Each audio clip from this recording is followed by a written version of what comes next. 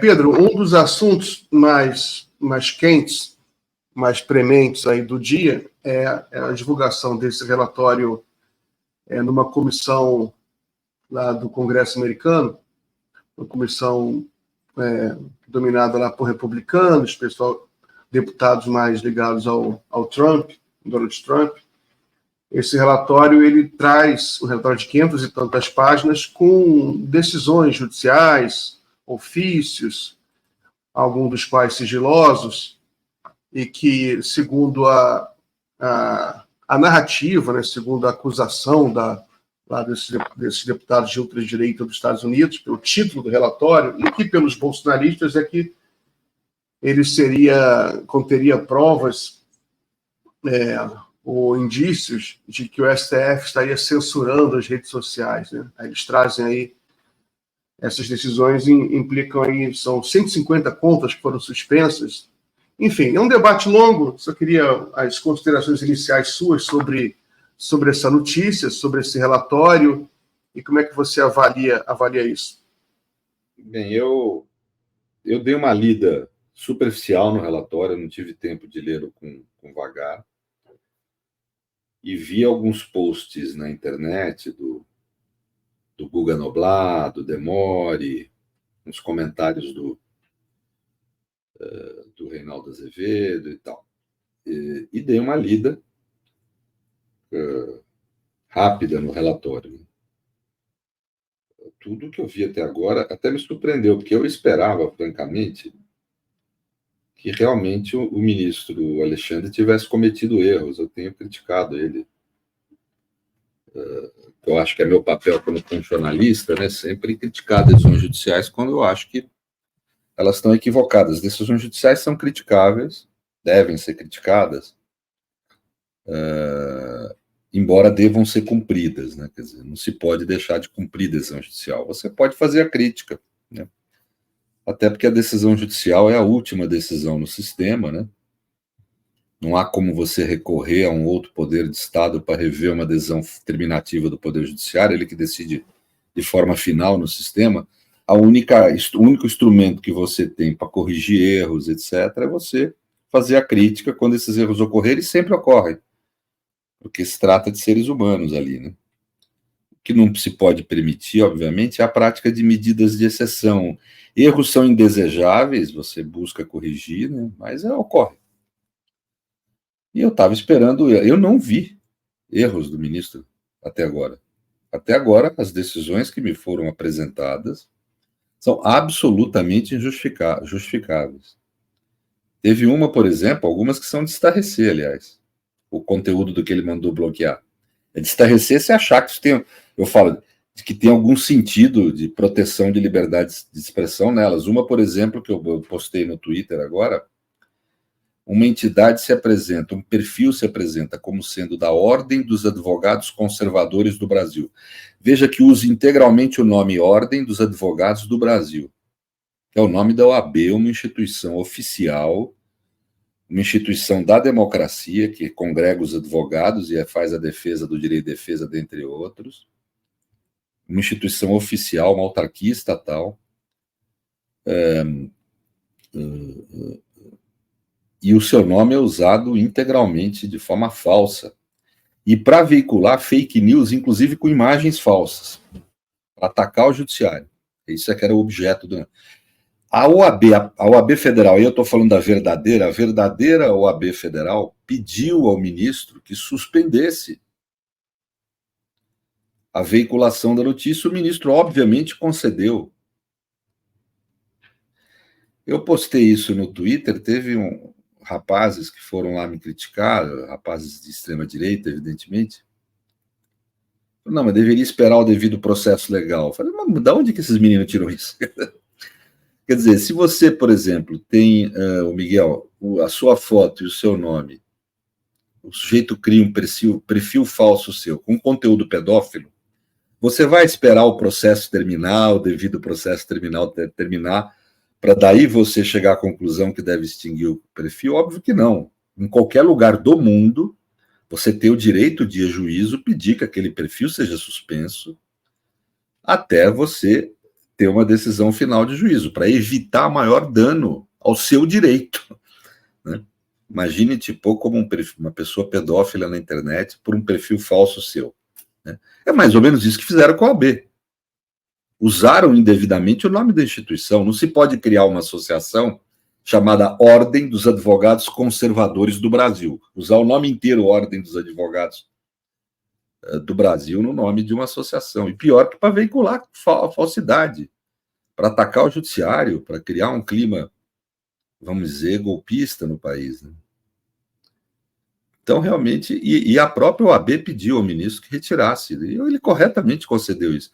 Esse outro caso que nós acabamos de ver agora na notícia que vocês estão dando aí, que a Fórum está dando, esse sujeito Alan dos Santos, ele criou um perfil falso da Farc em pleno processo eleitoral para atingir uma das principais candidaturas com uma notícia falsa e grave.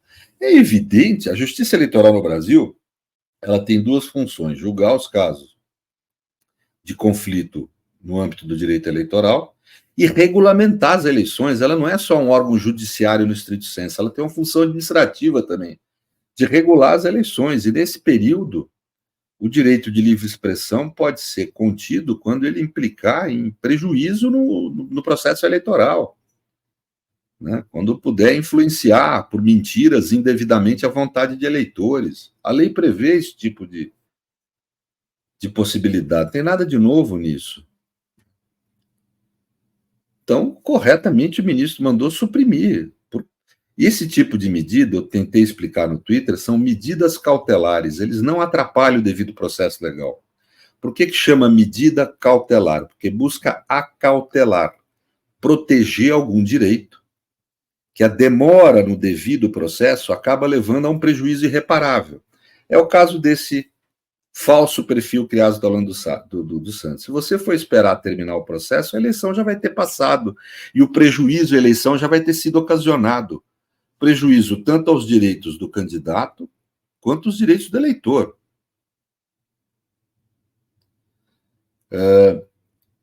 Também no caso da Ordem dos Advogados do Brasil, se for esperar a decisão final, vai ficar aí sendo usado indevidamente o nome da instituição para uma notícia falsa e criminosa. A OAB está correta ao pedir essa liminar. Veja que interessante. Eu me lembro de um caso que eu atuei, se eu não me engano, como parecerista, a memória já... que a Folha de São Paulo, sim, o jornal Folha de São Paulo, entrou com uma medida na Justiça, pedindo uma liminar para suprimir a veiculação de um site de sátira. Era um site que buscava fazer bom humor, fazer humorismo, sátiras com a Folha, pelos erros que às vezes a Folha cometia numa data, uma palavra, uma proposta de humor, feita com um tom de crítica jornalística, digamos assim. Pois a Folha, como o nome desse site era Falha de São Paulo, foi o nome que foi dado. A Folha foi ao juízo, pediu uma liminar para suprimir a veiculação desse site e conseguiu, alegando que usava um nome semelhante ao dela. Agora eu vejo a Folha, em tom de crítica, criticar quando ordens como essa da Ordem dos Advogados Conservadores do Brasil são suprimidas, ou essa do Alan dos Santos. Né? Quer dizer, que coerência nisso? Quando atinge a própria Folha, ela pede o que ela chama de censura. Quando atinge a democracia no Brasil, tudo bem? Quando atinge o processo eleitoral, tudo bem? Quando atinge a Ordem dos Advogados do Brasil, tudo bem? É direito de livre expressão?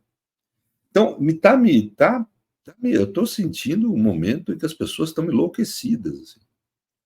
Estão absolutamente irrazoáveis. Não se trata de... É questão de razoabilidade, né? Quer dizer... E, por último, queria insistir num ponto que eu tenho falado. É impressionante deputados norte-americanos virem falar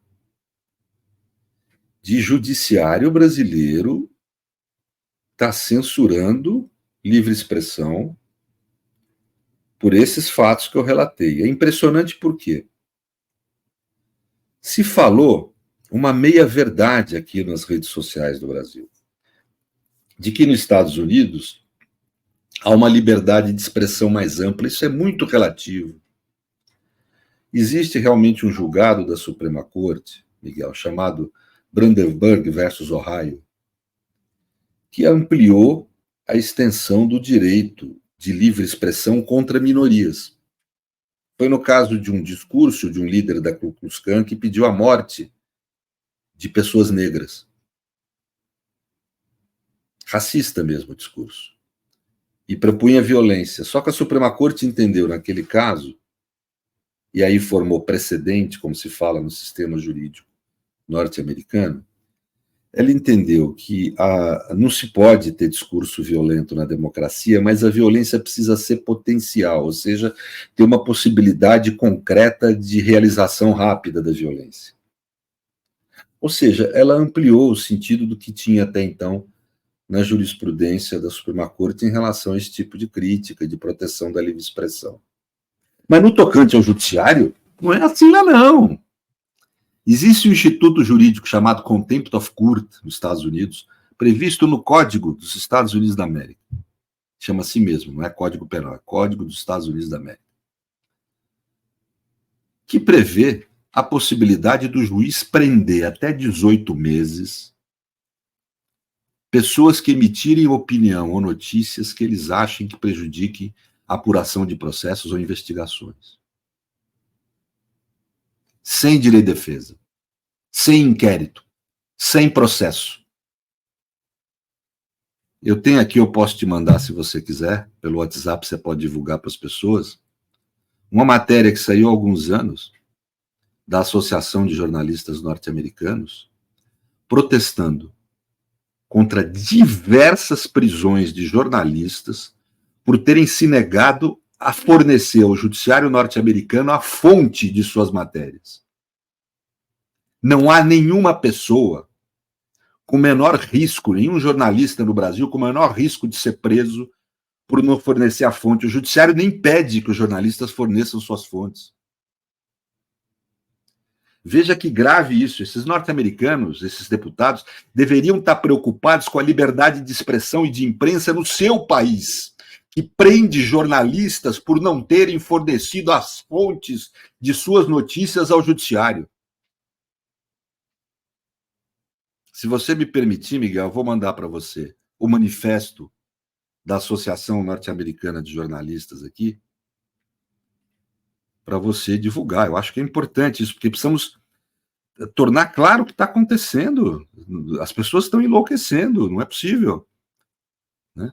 Gozado que eu também, eu estou parando para fazer uma autocrítica. E eu imaginei que eu ia ver ataques à livre expressão quando começasse a ser divulgadas essas decisões, porque, francamente, sempre tive uma impressão do ministro Alexandre de ser um sujeito meio autoritário, para ser franco. Mas não é o que eu estou vendo, e as pessoas estão enlouquecendo. A mídia brasileira está fazendo algumas concessões aí, e me parece um erro fazer concessões nesse tema, porque realmente não está aparecendo nada